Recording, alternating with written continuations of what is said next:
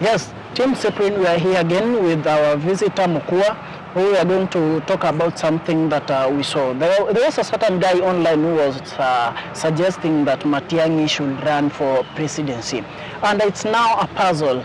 Should Matiangi run for presidency or Kebaso? We are here with Mukua, as I informed you earlier. He's going to tell us more, or we are going to talk more about it. Mukua, you're welcome to the show. Thank you so much. Good to be here once again. You're welcome. So I saw a certain post. There's a guy who was suggesting Matiangi to run for presidency. And viewers should want to hear your opinion. Should Matiangi run for presidency or not?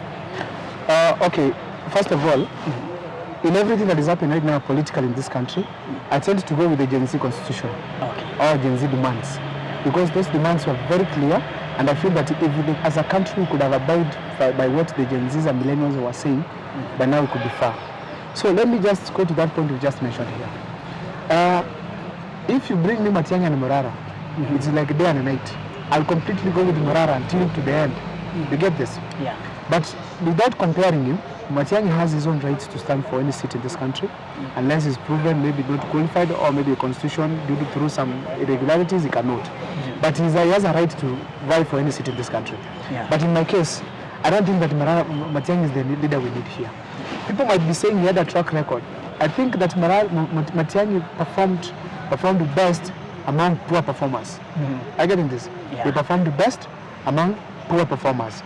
But we can't also rule out that during Matiangi and Uhuru Kenyatta's time, it is when we had all this rampant corruption that cases were in place. This is when the time we had the COVID billionaires. This is the time we had cancer scandals. This is the time we had huge amounts of money lost. Okay, huge amount of money wasted. Yet they were loans. And talking about the best performer in that poor performers, I think someone can get that point. And we see Matiangi was a minister in education, later in internal security. So where are the failures of Matiangi in that era? Leaving alone the government in general. Yeah. Okay, first of all, this is what I want to say. We had a certain minister in this country, her name was Martha Karua. Yeah. When she realized there was something wrong within government, she resigned. Now, we had Matiangi himself.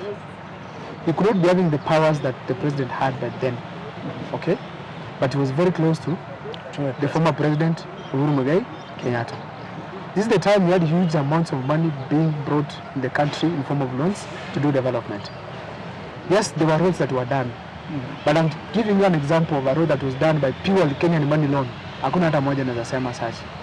Let's give an example of this Suneka, going to Kisumu Aero, that highway. Yeah. Huge amounts of money came from the Euro. I think it's European Union or something of that kind.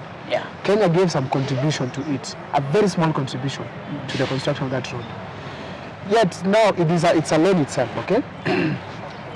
But if I look at Matiangi as an individual, we want someone who can completely work independently in this country, who does not really need to go and ask for Uhuru Kenyatta or anything, who does not have to listen to some quotas, who does not have to protect anybody in this country, because right now those who excuse me, those who have stolen the Kenyan money are alive, okay? Yeah. And Uhuru Kenyatta cannot be excluded from the mess we have in this country.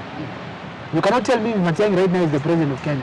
He can tell Uhuru now, go to court and answer the case against corruption or even the embezzlement of Kenyan funds. He cannot.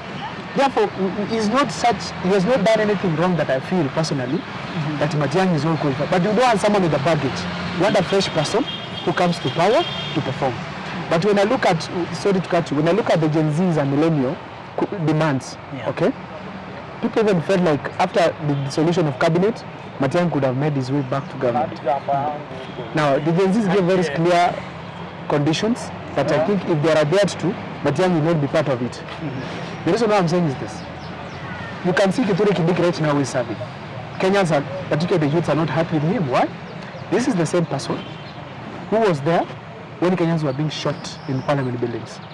This is the same person who was there when we were having Kenyans being tear-gassed all over for just demonstrating peacefully. So there's a lot that happened during his time. I want to say here categorically that what happened during Kindiki's time also happened during Matiangi's time. We had Divayala, bodies being dumped. Yeah. In Kindiki time, we had Kware, bodies done what? Dumped. We had youths being killed during Matiangi's time as a defense cabinet secretary. During the same time, we've also had Kindiki's time, youths being done what? Being killed. So therefore, we cannot, these are all more of the same. The way the government works, according to them, it is perfect. So therefore, Matiang'i has never come out to say this what the government did as far as the killing of the Jakoma boys is concerned. It is wrong. No. So therefore, we cannot exclude Matiang'i from some of the wrongdoings of Uhuru government. But I want to also tell you that if Matiang'i right now decide to vie, he can vie. But me and my support, it goes direct to Morara. So before the emergence of Morara, before Morara emerged and start to expose the vampire diaries, that is what he calls. So there were protests, countrywide protests about concerned, that had a concern by the youths, the Gen Zs, and people are proposing Matiang'i. And Matiang'i didn't come out to say that I'm going to vie for it. What do you think? What do you think about that? First, Matiang'i? Because Matiang'i didn't come out to say that I'm going to vie for presidency, and the youths were just trying to say that we want now Matiang'i to come and lead us. First, let me tell you this. There's nobody that proposed Matiang'i. It's just bloggers who are spreading the news in social media. There's nobody came out and saying we want Matiang'i. There's no youth group that came out openly to say that Matiang'i come and run for presidency. Not even single one. And then to add on that now, you're talking of Matiang'i not speaking about this. Yeah. Have you asked yourself why Matiang'i Square is not talking about it, is not involved in the politics in this country? That is why I just posted the question Let to me you. tell you why now. Yeah. During Matiang'i's time and Uhuru Kenyatta, a lot of money was stolen. People like Matiang'i, they turn out to be very rich, all right? They have questionable backgrounds on where they got their wealth, how they got it, and even their wealth. And I'm telling you, every leader in power that is very rich must have made a certain Kenyan suffer, all right? For him to be what? To be rich. Now, in short, let me tell you this. Even without following whether Matiang'i has spoken has a bad past or not, whether he has a questionable past or not, let me just talk about this period of Gen Z protests up to now. Yeah. If it is someone who was truly interested to become a leader in this country, particularly the president, Matiang'i could be on the ground rejecting the finance bill in their fellow youths in this country. Yeah. But he kept off. Who is that going to prepare the way for him? Is he a messiah? No. No. Who is that going to sit? And you stay hapa ngambo, fanya kazi, build your family, hapa Kenya hata tukutengenezea? There's nobody. Yeah. There's nobody. Let me just finish this point. There's nobody. Matiang'i was not there. He was not there to campaign. There's nothing. Since they were removed from the government, he has never come out strongly to say anything against the government, neither speak anything that is in support of the people of the Kenya. He has left us to suffer. Now he wants to come and benefit from what the Gen Z's, millennials and Morara are doing. It is what we are rejecting. Even Raila Amolo Odinga benefited from what the Gen Z's and millennials were doing in this country. He took that opportunity, he gave his people what? Jobs. That's what we are saying. We don't want people who are opportunists. We want people who are coming to the ground looking for the jobs for themselves. Get their space. There's nobody gives you in politics. You look for it for yourself. Let me just finish this point here.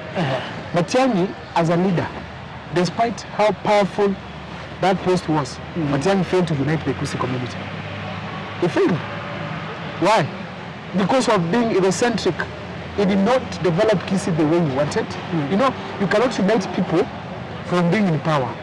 You unite people from having what you call development projects that can be able to be what? To bring people together and say, guys, this person is doing well. But now Matiang'i, you can see how Nyamira voted, how Kisi voted. Completely opposite. So coming to that point, while we are winding up right now. So Matiang'i, let me ask this question. First of all, which kind of a leader does Kenya need, or do Kenya need? And Matiang'i is more of an administrator. What kind of a leader do we need right now to help Kenya? Right now, it's not even, we don't lack the aspect of Matiang'i in government. Let me tell you that. We don't lack the aspect of a hardworking person, someone who can streamline things. We're not lacking that. There are so many people in the government who are very competent, but they're not able to deliver simply because the president up there So as questionable background. Heading to 2027. No, let me give you first the question. The answer question first. Yeah. Therefore, the leader that we need in this country, it's a person with integrity, corrupt-free, someone who is protecting the rule of law, who is ensuring that the rule of law has not been abused, someone who is ensuring that there's no abduction, people can express themselves freely, there's good education, it is not making the lives of Kenyans difficult.